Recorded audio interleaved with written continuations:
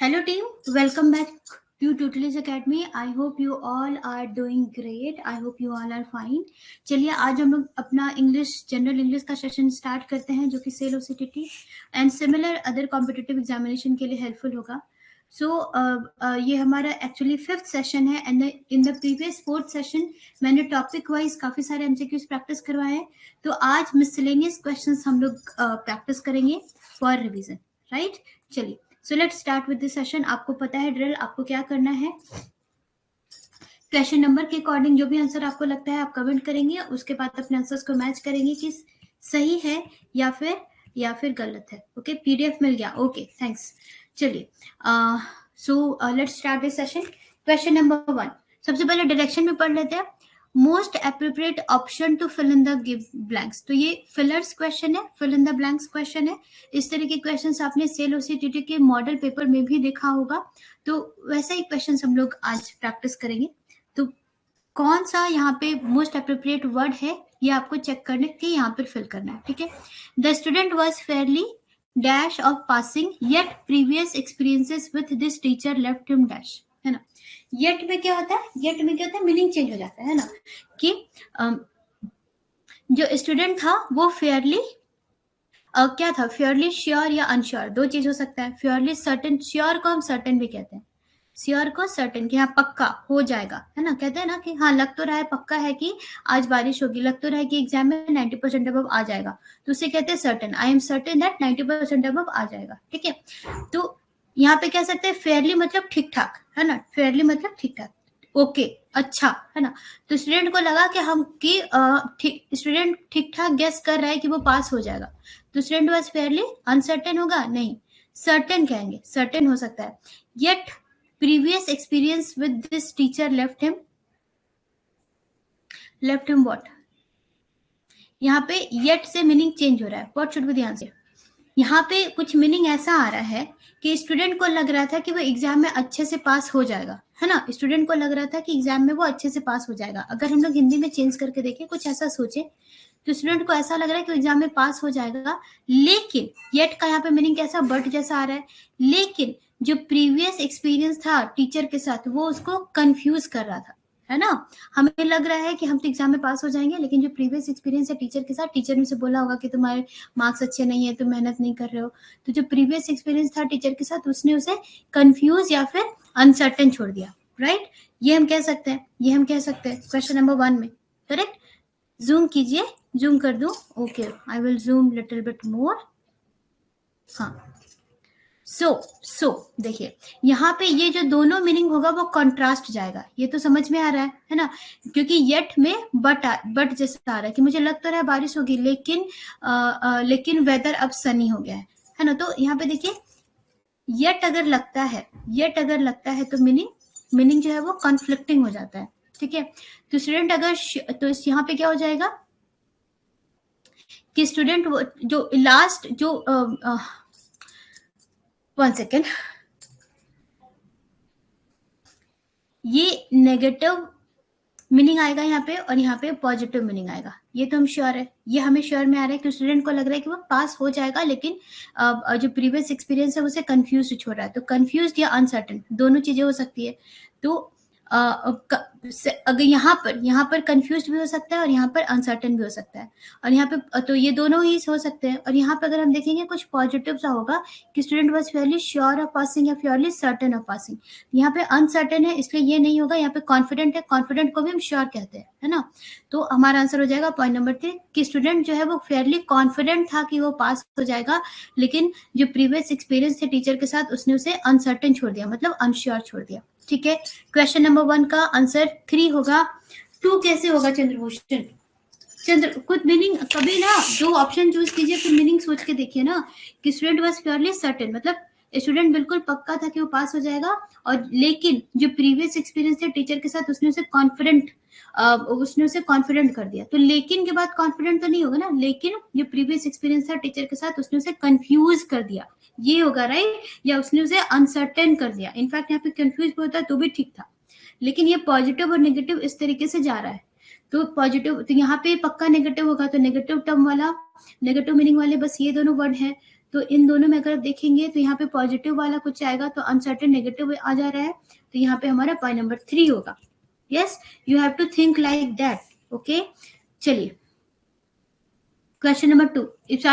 सारी क्वेश्चंस का एक्सप्लेनेशन में दिया हुआ है कि यहाँ पे कॉन्ट्रास्ट है. कॉन्ट्रास्ट मतलब अपोजिट, ये इधर जा रहा है तो ये इधर जा रहा है. आपको यहाँ पे ये समझना होगा कि सेंटेंस का स्ट्रक्चर समझना है कि कहाँ पे पॉजिटिव कहाँ पे नेगेटिव मीनिंग जा रही है. तो ये कॉन्ट्रास्ट जा रहा है, यहाँ पे पॉजिटिव मीनिंग जा रहा है तो यहाँ पे नेगेटिव मीनिंग जा रहा है. दिख रही है चीजें, दिख रही है. These arrows they are confusing you, है ना. तो इसीलिए ये क्योंकि ये कंट्रास्ट चीजें जा रही है, पॉजिटिव और यहाँ पे नेगेटिव, तो हमें इस तरीके से मीनिंग चूज करना पड़ेगा. तो पॉइंट नंबर 3 हमें इजीली ऑप्शंस देख करके आंसर मिल जाएगा, विच लीव्स अस विथ ऑप्शन 3, है ना. कि एलिमिनेशन के बाद हमें बस ऑप्शन 3 ही बच रहा है. Correct. So we should be thinking like that. Okay, question number 2 आराम से देखिए, आराम से समझिए, ठीक है. अगर मैं थोड़ा टफ भी क्वेश्चंस प्रैक्टिस करवा रही हूँ तो ये अच्छी बात है, इनफैक्ट, राइट. हर तरीके की क्वेश्चंस का प्रैक्टिस होना चाहिए. While the practice food security, it does not dash adequate cash for families. Again यहाँ पे देखिए जो सेंटेंस है उसका जो स्ट्रक्चर है वो कॉन्ट्रास्ट जा रहा है ना, वो कॉन्ट्रास्ट जा रहा है. While the practice assure, provide, allows, ensure, है ना. मतलब कि जो भी प्रैक्टिस हो रही है उससे फूड सिक्योरिटी इंश्योर हो रहा है या अश्योर हो रहा है, फूड सिक्योरिटी मिल रही है, फूड सिक्योरिटी मिल रही है. जो भी चीजें हैं प्रैक्टिस से हमें फूड सिक्योरिटी मिल रही है, लेकिन it does not provide, it does not adequate cash for families. क्या लगता है क्वेश्चन नंबर 2? थोड़ा सोच करके 10 सेकंड टाइम है, सोच के बताइए क्या लगता है. हिंदी मीनिंग कन्वर्ट कीजिए माइंड में, देखिए कौन सा फिट बैठ रहा है. Yes, I will be checking the answers now.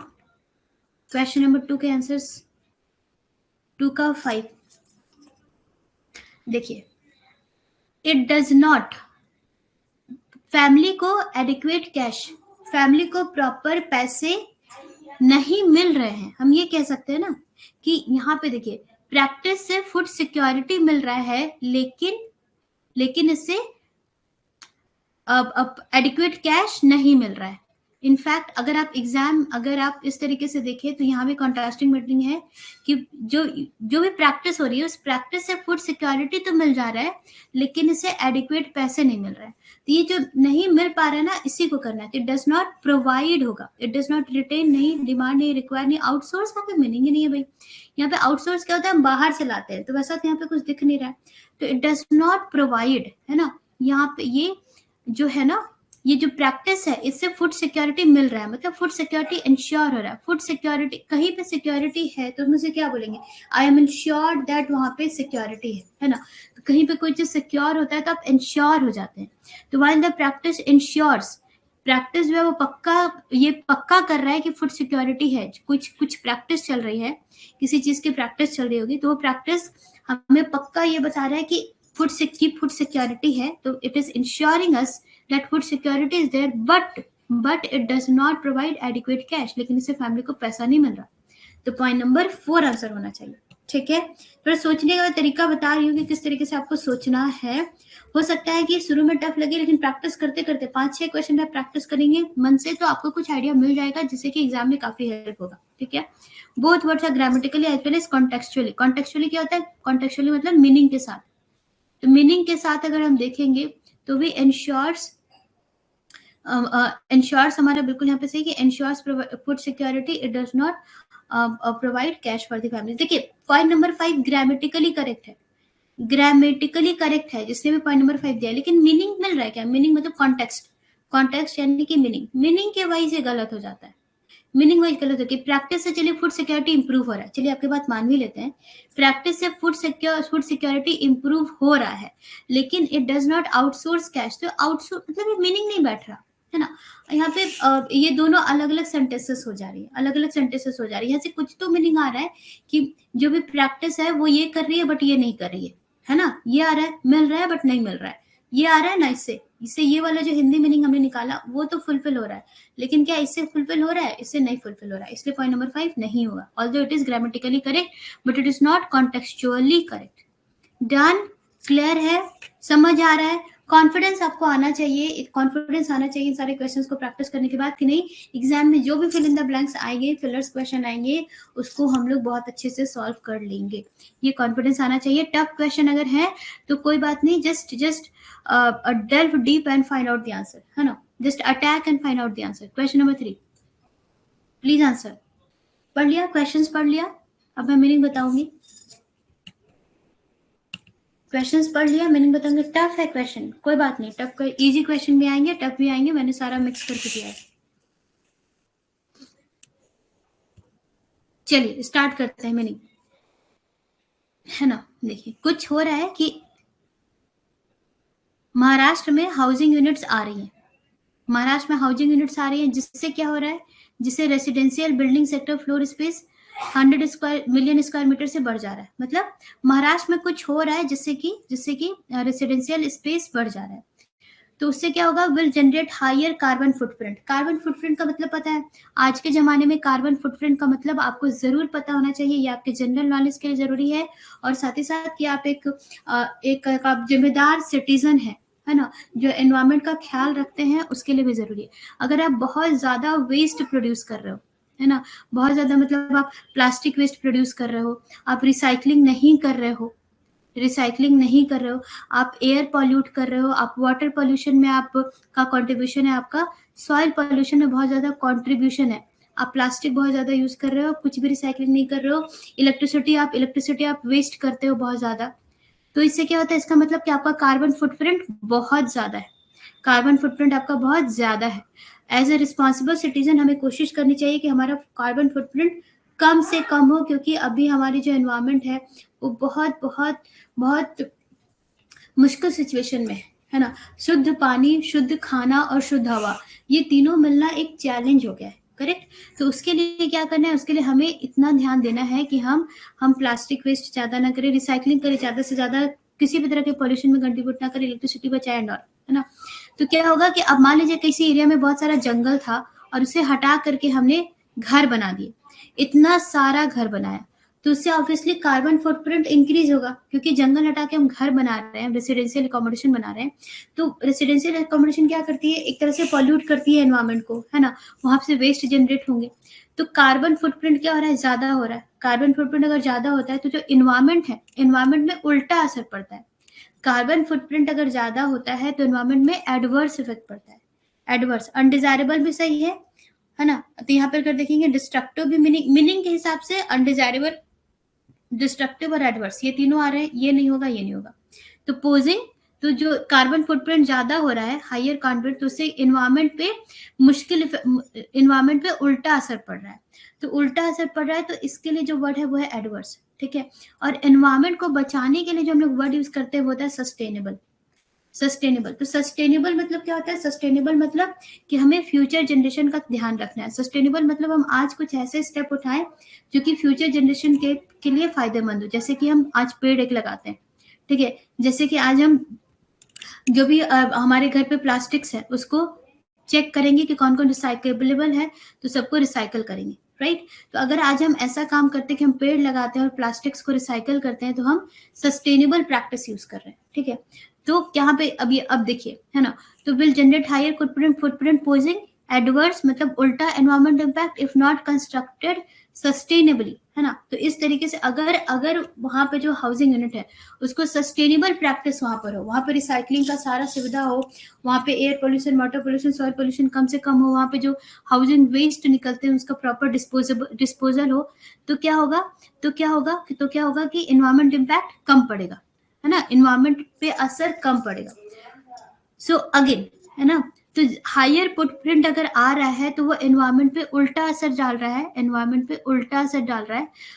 उल्टा असर कब डालेगा, इफ नॉट कंस्ट्रक्टेड सस्टेनेबली, अगर उसे सस्टेनेबली कंस्ट्रक्ट नहीं किया गया तो एनवायरमेंट पे उल्टा असर डालेगा, है ना। तो सिंपल पॉइंट नंबर 3 आंसर हो जाता है हमारा, ठीक है। Okay, meaning understood. Okay, next question number 4। यहाँ पे सस्टेनेबल डेवलपमेंट का भी मैंने यहाँ पे मीनिंग दिया है, जिसका कि एज ए रिस्पॉन्सिबल सिटीजन आपको पता होना चाहिए और आपके प्रैक्टिस में होना चाहिए कि utilising resource in a manner that does not harm future generation. सारे रिसोर्स को हम लोग इस तरीके से यूटिलाइज करेंगे कि फ्यूचर जनरेशन के पास कोई दिक्कत ना हो। क्वेश्चन नंबर 4 देखिए, Pongal. Pongal is a multi day Tamil festival of south India, in south India, at south India. ये वाला एक तो सिंपल सेंटेंस है यहाँ पे। Pongal is a multi day Tamil festival of south India, of होगा, right. Holi is a festival of India, Diwali is a festival of India, है ना। Pongal is a festival of south India, of लिखते हैं, है ना। ऑफ किसमें, इसमें, चलिए देखिए। उसके बाद it is observe at the start of the month Tai according to Tamil solar calendar। तो तमिल सोलर कैलेंडर में ताई मंथ स्टार्ट होता है पोंगल से। पोंगल कब आता है? 14 जनवरी। तो 14 जनवरी से तमिल कैलेंडर में ताई मंथ स्टार्ट होता है ना। तो उसे में है, तो क्या होगा? Pongal is a multi day Tamil festival harvested festival. मुझे कुछ रॉन्ग लग रहा है। हाँ 4, हाँ। इट इज ऑब्जर्व एट, है ना। तो ऑफ के साथ एट है, ऑफ के साथ इन है, ऑफ के साथ वही।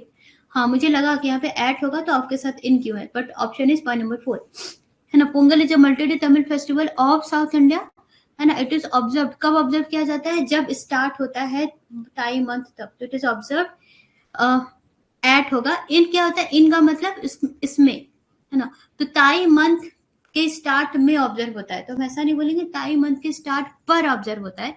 तो पर का इंग्लिश में क्या हो जाता है? At. It is observe at the start of month Thai. Question number 4 clear? 4 का D, okay. Question number 5, the जज used his dash in dash the matter. समझिए, मीनिंग डालिए। क्वेश्चन नंबर 5, यहाँ पे कुछ ऐसा है कि जज ने अपना दिमाग यूज किया या अपना आइडिया यूज किया मैटर को सुलझाने में। हिंदी में ऐसा लग रहा है ना, सुलझाने में। हिंदी में कुछ ऐसा लग रहा है कि जज ने अपना टैलेंट, अपना दिमाग, अपना आइडिया यूज किया, है ना। जज यूज्ड हिज टैलेंट या use his mind, use his idea in in in solving the matter या सेटलिंग द मैटर, इन जो कुछ भी मैटर को सुलझाने में। कुछ हिंदी मीनिंग कुछ ऐसा आ रहा है। अब इसमें देखिए कि इंग्लिश के कौन से वर्ड प्रॉपर बैठ रहा है। Please answer question number 5। सोच के आंसर कीजिए, सही आंसर कीजिएगा, गलत नहीं। 4 क्वेश्चंस प्रैक्टिस कर चुके हैं आप लोग, आइडिया मिल गया होगा। मैटर क्या हो रहा है? मैटर सॉल्व हो रहा है, मैटर सुलझ रहा है। तो मैटर मेकिंग, नोविंग नहीं भाई। जज क्या करता है? जज जो है वो प्रॉब्लम को सॉल्व करता है, मैटर को सॉल्व करता है, मैटर को सेटल करता है।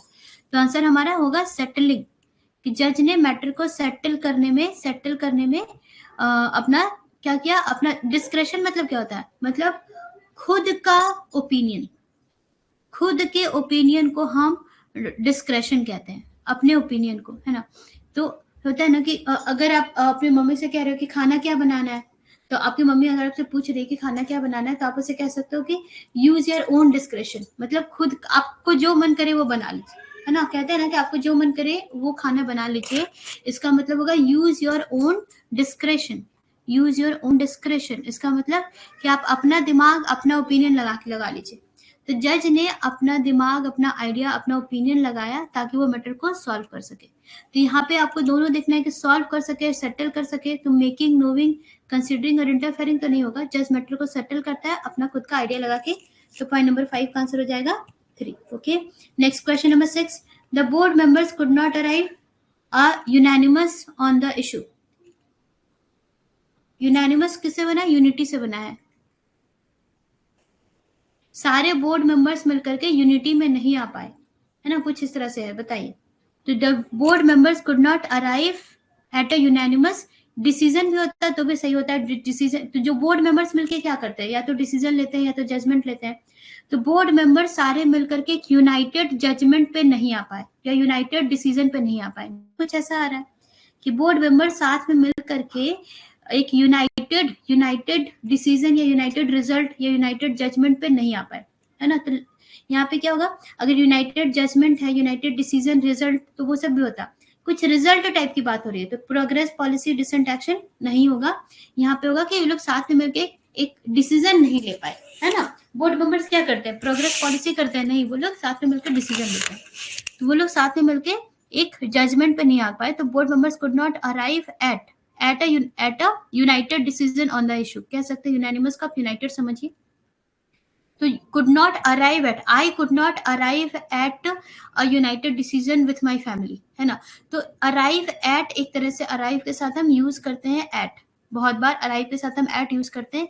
I could not arrive at, तो मतलब मैं उस जगह पर नहीं पहुंच पाया. I could not arrive at a unanimous judgment on the issue. Point number A बिल्कुल सही हो जाएगा. Next question number 7. India is facing the dash flood cyclone heat waves and drought in recent history. कि India जो है वो recent history में flood cyclone heat wave droughts बहुत ज्यादा फेस कर रहा है. रिसेंट हिस्ट्री में क्या हो रहा है, ये सारी चीजें बहुत ज्यादा हो रही है. पहले इतने साइक्लोन्स नहीं आते थे, इतने फ्लड नहीं आते थे, है ना. तो यहाँ पे क्या होगा, यहाँ पे कुछ ऐसा वर्ड आएगा कि बहुत ज्यादा टाइप आएगा. तो climate change has dash 1 million people in the country last year. Climate change ने 1 बिलियन लोगों को क्या किया है वो बताना है. क्वेश्चन नंबर 7 बहुत ही आसान क्वेश्चन है ये. Question number 7. यस, इंडिया जो है वो अभी बहुत ज्यादा रिसेंट हिस्ट्री में वर्स्ट साइक्लोन हीट वेव्स. ये क्यों हो रहा है पता है? इसका एक रीजन है कार्बन फुटप्रिंट. जो हम लोग है ना, हम लोग बहुत ज्यादा वेस्ट कर रहे हैं, इलेक्ट्रिसिटी वेस्ट करते हैं और अपना जो रिसाइकल नहीं करते हैं, पेड़ नहीं लगाते हैं ज्यादा से ज्यादा. बस अपना हर इंसान इतना अगर सेंसिबल हो जाए कि कार्बन फुटप्रिंट हमें कम करना है, तो that in only will result in in settling the environment. ठीक है, एसी आप इतना ज्यादा चलाते हैं, आपको क्या लगता है एसी चलाने से एनवायरमेंट में बहुत खराब गैस निकलती है, सीएफसी, और जो कि ग्लोबल वार्मिंग करती है और ग्लोबल वार्मिंग से इनफैक्ट ये सारी चीजें आती है, flood cyclone heat wave droughts, क्योंकि पूरा अर्थ का बैलेंस उससे डिस्टर्ब हो जाता है ना.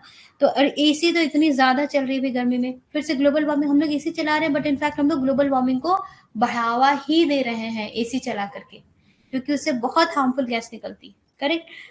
तो हमारे एक्शंस ही ऐसे हैं जो कि एनवायरमेंट को खराब कर रहे हैं. तो हमें अपने एक्शंस पे ध्यान देना है और अपना कार्बन फुटप्रिंट कम करना है. जो बहुत ज्यादा एसी चलाता है उसका कार्बन फुटप्रिंट क्या होता है, ज्यादा होता है. करेक्ट. ओके. तो India is facing the worst flood climate change ने है जो वो 1 बिलियन लोगों को इम्पैक्ट किया है. ठीक है, point number 1. Next, I hope आप लोग को कॉन्फिडेंस मिल रहा है कि किस तरीके से क्वेश्चंस को सॉल्व करना है. Question number 8. There is always the danger that if you take too long warming will have dash to the point where melting ice emits methane creating yet more temperature. हाँ, question number 8. देखिए meaning समझिए और कौन सा word miss हो रहा है जिससे मीनिंग कंप्लीट हो जाए. That's it. There is always the danger that if you take too long, अगर हम बहुत ज्यादा टाइम लेंगे तो वार्मिंग विल हैव, है ना. यहाँ पे क्या कि हम बहुत ज्यादा टाइम लेंगे तो वार्मिंग और ज्यादा क्या हो जाएगा, बढ़ जाएगा, है ना, बढ़ जाएगा. तो अगर वार्मिंग बढ़ जाएगी, बढ़ जाने में एम्पलीफाई आ रहा है, इंटेंसिफाई आ रहा है, इंक्रीज आ रहा है, तीनों आ रहा है ना. ये नहीं होगा, इतना तो समझ आ रहा है ना, यहाँ तक में. अब उसके बाद क्या हो रहा है कि इस पॉइंट तक बढ़ जाएगी जहां से जो हमारा आइस है वो मेल्ट होने लगेगा. तो आइस अगर मेल्ट होने लगेगा तो उससे क्या निकलेगा, मिथेन निकलेगा. तो अगर मिथेन निकलेगा तो वो टेम्परेचर को और ज्यादा क्या करेगा, बढ़ा देगा. तो यहाँ पे क्या बोल रहे हैं, यहाँ पे प्रॉब्लम को हम बढ़ा रहे हैं कि अगर अभी हम ध्यान नहीं देंगे तो टेम्परेचर, ग्लोबल वार्मिंग और बढ़ जाएगी. एसी यूज करेंगे, सीएफसी से फिर ग्लोबल वार्मिंग बढ़ेगी. तो ग्लोबल वार्मिंग और बढ़ जाएगी तो क्या होगा कि आइस मेल्ट करेगा तो उससे टेम्परेचर और भी ज्यादा क्या हो जाएगा, आइस मेल्ट करेगा तो मीथेन रिलीज करेगा. तो मीथेन भी क्या करता है, मीथेन और सीएफसी दोनों ग्लोबल वार्मिंग कॉज करता है. तो मीथेन भी अगर रिलीज होगा जिससे और भी ज्यादा टेम्परेचर क्या हो जाएगा, राइज हो जाएगा. तो पॉइंट नंबर 4 आंसर हो जाएगा. मीनिंग क्या हो रहा है. Yes Chandrabhushan, I hope you have grabbed the concept how to solve this question. Question number 9 चलिए आंसर कीजिए कि select the synonym of the word pioneer. Pioneer का सिनोनिम कौन सा होगा. पायोनियर मतलब the first to do something, he was the pioneer in artificial intelligence. कह सकते हैं ना, कोई अगर जिसने भी शुरुआत की होगी. तो पहला वाला चीज क्या आ रहा है,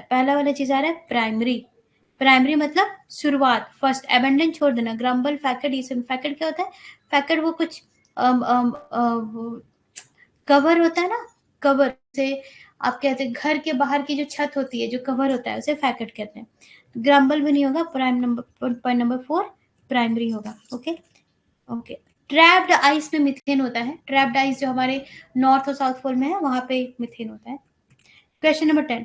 N international expose by several newspaper has revealed how how China is taking the cybercrime route to keep prominent Indian citizen under prominent मतलब क्या होता है? prominent मतलब easily noticeable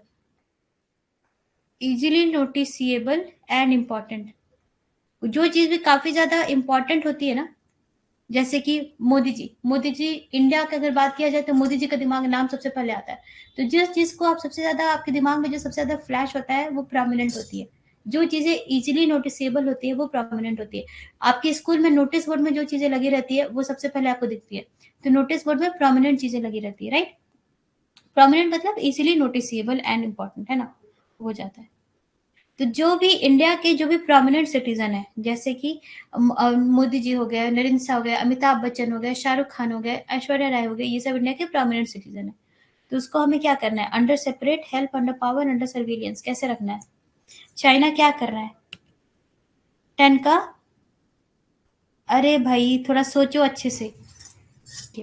यहाँ पे इम्पोर्टेंट, अब चाइना हमारा दुश्मन है ना, पाकिस्तान दुश्मन है, तो वो लोग क्या करेंगे? वो लोग प्रोमिनेंट इंडियन सिटीजन को अंडर सर्वेलेंस रखेंगे भाई, है ना। वो लोग देखेंगे कि वो लोग क्या क्या एक्टिविटीज कर रहे हैं, है ना।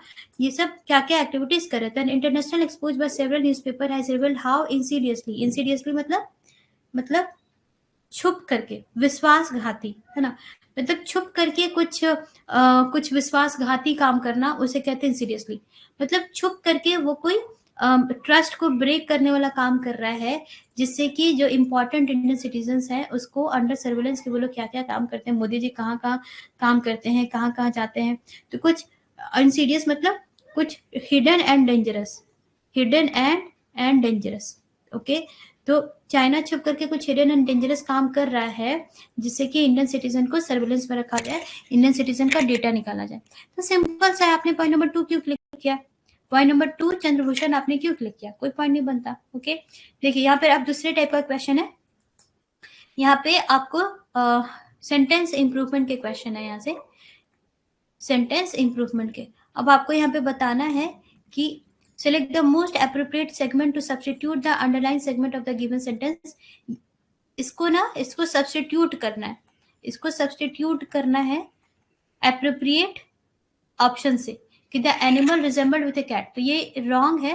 और यहाँ पे appropriate क्या होगा? The animal resembled with a cat, resembled by a cat, resembled to a cat, the animal resembled a cat. क्या होगा क्वेश्चन नंबर 11 का आंसर? तो क्वेश्चन नंबर 11 का आंसर हो जाएगा the animal simple resembled a cat. I resembled, आप कह सकते हैं I resembled, may be I resembled some Bollywood star, है ना, I resembled some Bollywood star, है ना। ही रिजेंबल्ड धोनी, वो धोनी जैसा लग रहा था, ही रिजेंबल्ड धोनी। तो यहाँ पे ऐसा रिजेंबल्ड को सिंपल कुछ उसके साथ नहीं लगाते, टू बाय कुछ नहीं। The animal resembled a cat, कि उस एनिमल को देख के लगा कि वो कैट की तरह दिख रहा है, वो एनिमल कैट को रिजेंबल कर रहा था। तो रिजेंबल्ड जो है वो अपने आप में कंप्लीट है। तो resembled is transitive verb not followed by any preposition. Resemble में कोई प्रीपोजिशन नहीं लगता है, रिजेंबल टू, रिजेंबल बाय कुछ नहीं लगता है। तो the animal resembled cat, that's it, ठीक है, ओके। तो पॉइंट नंबर 3 आंसर हो जाएगा। क्वेश्चन नंबर 12 देखेंगे। To fight on the battlefield for the sake of one country needs a great strongness. तो साफ पता चल रहा है ये गलत है, कि to fight on the battlefield for the sake of country needs great courage, needs too much strength, needs the greatest strongness नाम की कोई चीज तो होती नहीं है। तो यहाँ पे नीड्स टू मच स्ट्रेंथ नहीं होगा, नीड लॉट ऑफ स्ट्रेंथ कह सकते हैं। टू मच स्ट्रेंथ नहीं होता, लॉट ऑफ स्ट्रेंथ होता है। या फिर नीड ग्रेट करेज, बहुत ज्यादा आपको करेज चाहिए। तो पॉइंट नंबर 1 क्लियरली समझ में आ रहा है ना, कि जो 12 होगा, 12 का आंसर हो जाएगा कि needs a great courage. Strongness नाम का कोई वर्ड नहीं होता, या needs too much, needs a lot of strength होगा, टू मच स्ट्रेंथ नाम का भी कोई चीज नहीं होता। तो ग्रेट करेज हो जाएगा। क्वेश्चन नंबर 13 देखेंगे।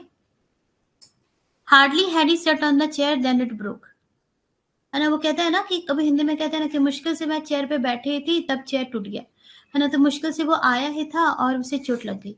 कभी हम लोग हिंदी में ऐसे बात करते हैं ना कि मुश्किल से वो जैसे ही घर पहुंचा उसे चोट लग गई, मुश्किल से वो जैसे ही कार में बैठा उसका एक्सीडेंट हो गया, कभी जो, तो उसका हिंदी मीनिंग क्या है?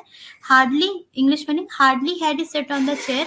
तो हार्डली के साथ हम हमेशा यूज करते हैं व्हेन, कि जैसे ही वो चेयर पे बैठा वैसे ही चेयर टूट गया, तो उसके साथ हार्डली के साथ हम हमेशा व्हेन यूज करते हैं, हमेशा व्हेन यूज करते हैं। तो hardly he had set on the chair, जैसे ही वो चेयर पे बैठा वैसे ही चेयर टूट गया, तो व्हेन इट ब्रेक। तो हार्डली के साथ हम हमेशा व्हेन यूज करते हैं, हमेशा हमेशा याद रखिए। Hardly had he set on the chair, then it broke नहीं होगा, व्हेन इट ब्रोक। जिस मोमेंट है ना, व्हेन मतलब जब, तो जब चेयर टूटा उसी मोमेंट वो उसमें बैठा ही था, है ना, ये बताने की कोशिश करें कि जिस मोमेंट वो उस पे बैठा उसी मोमेंट वो टूट गया। तो व्हेन इट ब्रेक हमारा आंसर होगा। क्वेश्चन नंबर 13 का आंसर हो जाएगा 1। Yes, question number 14, the driver dive in the pool from a great height. अपना सेंस लगाइए और बताइए क्वेश्चन नंबर 14, द ड्राइवर, देखिए ये पूल है और उसमें अगर कोई जंप कर रहा है तो यहाँ पे इन द पुल नहीं होता है, इनटू द पुल होता है, पुल के अंदर, पुल में। तो इन द पुल नहीं होगा, है ना, पुल के अगर किसी चीज के आप अंदर जा रहे हो तो इनटू बोलेंगे ना। तो ड्राइवर डाइव इनटू द पुल, तो ड्राइवर है और यहाँ पे कहते हैं कि जो डाइवर है ना वो डाइव किया, और ना वो पुल के अंदर डाइव कर लिया है। तो डाइव्ड एट द पुल नहीं, डाइव्ड होगा, है ना, डाइव नहीं होगा, डाइव्ड होगा। तो ड्राइवर डाइव्ड इनटू द पुल, जो डाइवर था वो पुल में कूदा, पुल में कूदा मतलब ऑलरेडी कूद चुका है। तो the driver dived into the pool from a great height. Point number 3 होगा आंसर। अंडरस्टूड? हाँ, बटन का सी। नेक्स्ट क्वेश्चन नंबर, हाँ यहाँ पे भी देखिए एक्सप्लेनेशन है, समथिंग गोज इनसाइड, कोई चीज बहुत अंदर जा रही है बहुत वेलोसिटी से, तो हम यहाँ पे इनटू यूज करते हैं, है ना। तो in the given system diver is going inside with the full velocity, तो इनटू होगा। क्वेश्चन नंबर 15 देखिए, हाँ, Russia now plans to build and manage its own space station. Russia अपना ओन स्पेस स्टेशन बना रहा है, ISS, है ना, अपना इंटरनेशनल स्पेस स्टेशन बना रहा है Russia, which it aims to launch in orbit by 2030। Launch in orbit, है ना, तो हम लॉन्च क्या करते हैं, Chandrayaan was launch in orbit नहीं होता है, Chandrayaan was launch into orbit. आपने न्यूज में अगर पढ़ा होगा तो कितनी बार पढ़ा होगा, जो भी ऑर्बिट होती है उसमें स्पेसशिप को लॉन्च किया जाता है, लॉन्च रॉकेट को लॉन्च किया जाता है ना। इट वाज लॉन्च किया जाता है रॉकेट पे, लॉन्च इनटू ऑर्बिट होता है। तो लॉन्च इन ऑर्बिट ये पढ़ के ही इनकंफर्टेबल लग रहा है, क्या होगा, launch into orbit by 2030, by 2030 ठीक है, 2030 तक लॉन्च किया जाएगा ऑर्बिट पे। तो पॉइंट नंबर 4 आंसर हो जाएगा, it was launch into orbit. तो इनटू में 2 है, तो यहाँ पे बाय 2030 होगा ना, ड्यूरिंग 2030 नहीं, है ना, कि 2030 तक, 2020 तक, है ना। तो यहाँ पे बाय यूज करेंगे, बाय यूज करेंगे, ड्यूरिंग मतलब उस दौरान नहीं है, उस तक। तो यहाँ पे 15 का आंसर पॉइंट नंबर 4 होगा। Yes, question number 16, from our toothbrushes to our debit card, हमारे टूथब्रश से लेके हमारे डेबिट कार्ड तक, much of what we touch today is plastic, हम जो भी टच करते हैं वो प्लास्टिक ही होता है। टूथब्रश भी प्लास्टिक का होता है, डेबिट कार्ड भी प्लास्टिक का होता है। तो much of what we touch today is plastic, क्या होगा, more of what, most of what, no improvement, many of what. Question number 16, हाँ यहाँ पे मच ऑफ व्हाट होगा, ज्यादातर जो भी चीज हम टच करते हैं। तो मोस्ट ऑफ व्हाट मतलब ज्यादातर, मोर ऑफ व्हाट नहीं, मैनी ऑफ व्हाट भी नहीं, ज्यादातर, तो ज्यादातर की बात हो रही है। तो पॉइंट नंबर 2 आंसर हो जाएगा, most of what. Very good. Question number 17 देखिए, इसी तरह से आपको क्वेश्चन सॉल्व करने, आई होप आपको आइडिया मिल रहा है, you are getting clarity in your mind that how to solve such questions. No sooner did I reach the office then it started raining cats and dogs. मैंने आपको पहले session में बताया है, रेनिंग कैट्स एंड डॉग का मतलब क्या होता है, it started raining cats and dog. अगर आप अपनी क्लास में, आप अपने ऑफिस में अगर आप काम कर रहे हैं, आप बातों बातों में कह सकते हैं, अगर बहुत ज्यादा तेज बारिश हो रही होगी तो आप कह सकते हो कि it's raining cats and dog. तो सबको लगेगा कि आपके जो इडियम्स हैं उसके नॉलेज आपके पास काफी ज्यादा अच्छी है। रेनिंग कैट्स एंड डॉग्स मतलब रेनिंग वेरी हेविली, मुसलधार बारिश को कहते हैं रेनिंग कैट्स एंड डॉग्स, पहले मैंने बताया है। तो जैसे ही मैं ऑफिस पहुंचा उसी समय बहुत ज्यादा तेज बारिश होने लगी, यही मीनिंग है। तो क्या होगा आंसर। क्वेश्चन नंबर 17 देखिए, जिस तरह हार्डली के साथ व्हेन लगता है ना, है ना, है ना, हार्डली के साथ व्हेन लगता है, जिस तरह कि hardly I had reached the office when it started raining, ये भी होता है। तो नो सूनर के साथ देन लगता है, नो सूनर के साथ देन लगता है, यहाँ पे ऐसे भी लिख सकते थे, hardly when I reach the office, hardly did I reach the office, जैसा ही मैं ऑफिस पहुंचा, व्हेन इट स्टार्टेड रेनिंग। तो अगर हार्डली रहता तो हम व्हेन कहते, और नो सूनर है, no sooner did I reach the office then it started. ठीक है, तो हार्डली के साथ व्हेन और नो सूनर के साथ देन, हमेशा याद रखिए। और ये वाला देन नहीं होगा, नो सूनर के साथ देन होता है। ओके, पॉइंट नंबर 1, 17 का से point number 1। Okay, very good very good. ठीक, हार्डली के साथ व्हेन, नो सूनर के साथ देन। चलिए, question number 18, in order for the company to be successful we require as many as 20 employees. Question number 18 का answer B है, बिल्कुल सही चंद्रभूषण, बिल्कुल सही। इन ऑर्डर टू है ना, यहाँ पे इन ऑर्डर के साथ टू यूज करते हैं। In order to feel good, in order to feel good I started watching movie, I started walking, ये भी कह सकते हैं, या started walking watching movie. In order to do something, है ना, तो इन ऑर्डर टू, तो इन ऑर्डर टू, तो फील गुड की जगह पे क्या है, in order to the company to be successful. क्या दिक्कत है, कोई दिक्कत नहीं। तो in order to feel good, in order to satisfy my hunger, I went to McDonald's. In order to feel good, I started walking. In order to company to be successful, require dash dash dash. So in order to. Question number 19. Tulsidas and Kabir were famous Indian poets but I prefer the former to the latter, है ना। तो तुलसीदास और कबीर, तुलसीदास और कबीर दोनों famous poet थे, लेकिन मुझे पूछा जाए तो मैं पहले वाले को ज्यादा प्रेफर करता हूँ दूसरे वाले से, पहले वाले को दूसरे वाले से ज्यादा प्रेफर करता हूँ। यहाँ पे ये बोला जा रहा है, मैं पहले वाले को दूसरे वाले से ज्यादा प्रेफर करता हूँ।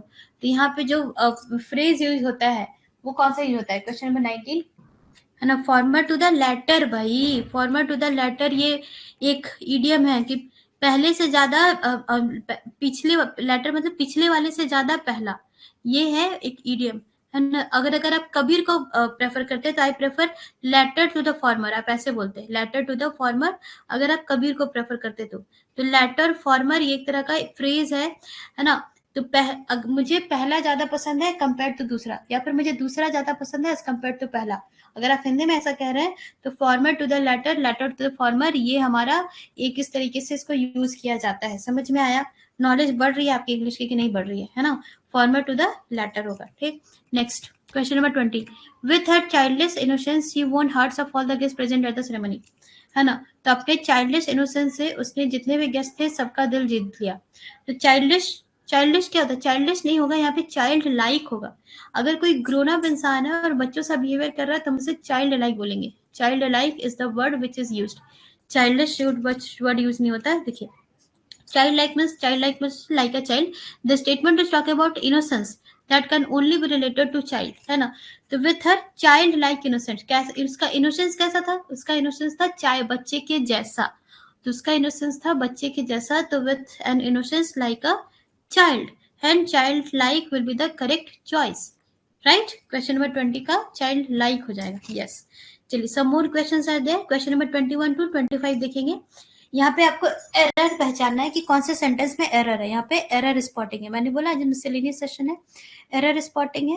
तो she is better than him is, तो अगर आपको लगता है ए बी सी डी कहाँ पे एरर है, कोई एरर नहीं है तो आप ई कमेंट करेंगे। Question number 21, she is better than, यहाँ पे इनफैक्ट ऐसा लिख सकते हैं she is better than he is, या she is better than him, है ना। तो यहाँ पे ही इज लिखा हुआ, इसलिए पॉइंट नंबर डी आंसर हो जाएगा। क्लियर हो रहा है, 21 का आसान सा क्वेश्चन है। She is better than he is या फिर she is better than him, तो पॉइंट नंबर डी होगा। यहाँ पे हिम के साथ इज लगा हुआ है तो ये इज रिडंडेंट है, एक्स्ट्रा है, अननेसेसरी है, या फिर ही इज हो सकता था। This is point number D हमारा आंसर हो जाएगा, करेक्ट। इसी तरह क्वेश्चन नंबर 22 देखेंगे। Please answer question number 22. Let's see the answers for question number 22. 10 seconds. 8, 9, 10. I will be checking the answers now. 22. Nobody has answered. Please answer question number 22. 4 है ना भाई। 22 का D. You cannot change people, but you can definitely change yourself. है ना, आप लोगों को बदल नहीं सकते, आप खुद को बदल सकते हैं। डेफिनेटली चेंज, ओन नहीं, definitely change your self, correct. तो क्या हो जाएगा 4 का डी, ओके। चलिए, क्वेश्चन नंबर 23 इसी तरह बताइए। Mrs Kapoor, my college and teacher is known for their good behaviour. My colleague and teacher is known for their good behavior. Question number 23. 2 seconds. 2 second से ज्यादा का ये क्वेश्चन नहीं है. Question number 23. जल्दी बताइए. मिसेस कपूर, यहाँ पे एक इंसान की बात हो रही है. मिसेस कपूर जो कि मेरी कॉलेज या टीचर है, वो अपने गुड बिहेवियर के लिए जाने जाती हैं. For her good behaviour, there नहीं होगा, है ना. फॉर हर गुड बिहेवियर, तो अगेन इसका आंसर भी पॉइंट नंबर डी हो जाएगा. For her good behaviour is known for her good behaviour. यहाँ पर एक ही इंसान है ना भाई, एक ही इंसान है. आपको पॉइंट नंबर सी क्यों लग रहा है? 4 का डी होगा.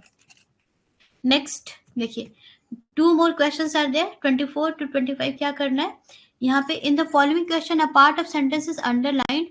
Below are given alternatives to underlined part. Choose the correct alternative. In case no improvement is needed, your answer is 5. ठीक है, तो यहाँ पे अंडरलाइन मैं कर दे रही हूँ. अंडरलाइन वाला पार्ट इसमें कॉपी नहीं हुआ है, कोई बात नहीं.